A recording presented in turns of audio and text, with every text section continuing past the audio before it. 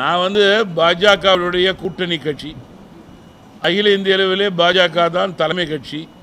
கூட்டணி குறித்து அவர்களுடைய முடிவே இறுதி முடிவு என்பது தமிழ் மாநில காங்கிரஸ் கட்சியினுடைய கருத்து.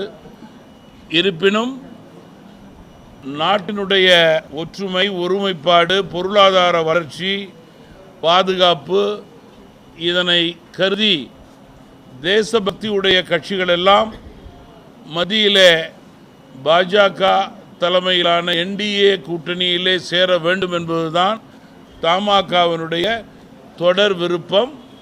அதனை மீண்டும் தெரிவிக்கிறேன்.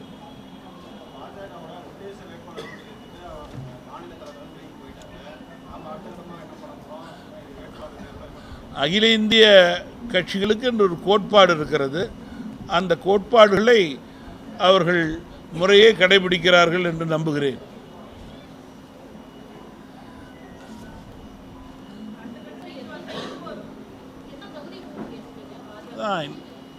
விருப்ப மனுக்களை பொறுத்தவரையிலே எதிர்பார்ப்பிற்கு மேல் தேர்தல், வெற்றி யூகம், நல்ல வேட்பாளர்கள், தொகுதி, வெற்றி வாய்ப்பை உறுதி செய்து கொள்ள வேண்டும். எங்களது தொகுதியில் மட்டுமல்ல, கூட்டணி கட்சி தொகுதியிலும் வெற்றி வாய்ப்பை உறுதி செய்து கொள்ள வேண்டும் என்ற பிரகாசமான சூழலிலே தமிழ் மாநில காங்கிரஸ் கட்சியினுடைய தலைவர்களும் வீரர்களும் செயல்பட்டு கொண்டிருக்கிறார்கள்.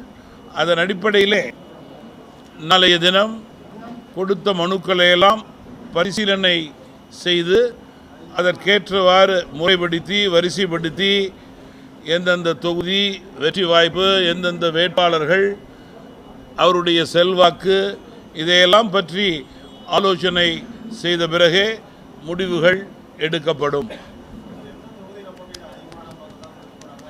பொதுவாக ஒரு சில தொகுதிகளிலே 5-6 பேருக்கு மேல் போட்டியிட வேண்டும் என்று விண்ணப்பித்திருக்கிறார்கள். ஆர்வம் உள்ளவர்கள், முக்கிய தலைவர்கள், தொகுதியிலே பரிச்சயமாக இருப்பவர்கள், கூட்டணி கட்சியோடு நெருக்கமாக இருப்பவர்கள், நிறைய நண்பர்கள், நலன் விரும்பிகள், மற்ற கட்சியிலே இருப்பவர்களெல்லாம் எங்கள் கட்சியிலே மரியாதைக்குரியவர்கள், நிறைய பொறுப்பாளர்கள் இருப்பதால் நியாயமான முறையிலே தங்களுடைய ஆர்வத்தை வெளிப்படுத்தியிருக்கிறார்கள்.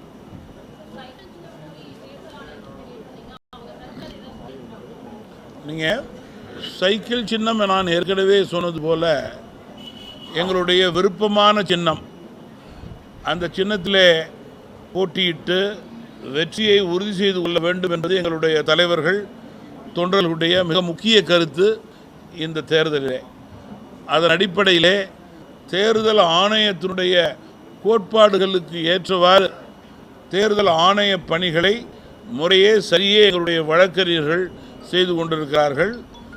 சென்ற வாரம் சென்னை உயர்நீதிமன்றத்திலும் இதற்கான சரியான பணியை முறையாக செய்திருக்கிறார்கள். நல்லதே நடக்கும் என்று நம்புகிறோம். பொதுவாக அரசியலிலே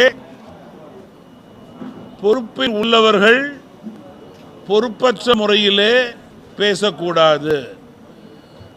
அரசியல்வாதிகளை எந்த கட்சியைச் சேர்ந்தவர்களாக இருந்தாலும், குறிப்பாக மக்களால் தேர்ந்தெடுக்கப்பட்ட பிரதிநிதிகளுடைய பேச்சு கவனிக்கப்படுகிறது, கூர்ந்து கவனிக்கப்படுகிறது. இந்த நாடு ஒற்றுமையான நாடு, ஒருமைப்பாட்டை கடைபிடிக்கின்ற நாடு, ஜனநாயகத்திற்கு உலகிலேயே எடுத்துக்காட்டான முதல் நாடு என்பதிலே மாற்று கருத்து கிடையாது. அதற்கு சந்தேகம் ஏற்படுத்தும் வகையிலே அரசியல் தலைவர்கள் பேசினால் நிச்சயமாக தேர்தல் களத்திலே அவர்களுக்கு மட்டுமல்ல, அவர்கள் சார்ந்த கட்சிக்கு மக்கள் பாடம் புகட்டுவார்கள் என்பதில் மாற்று கருத்து கிடையாது.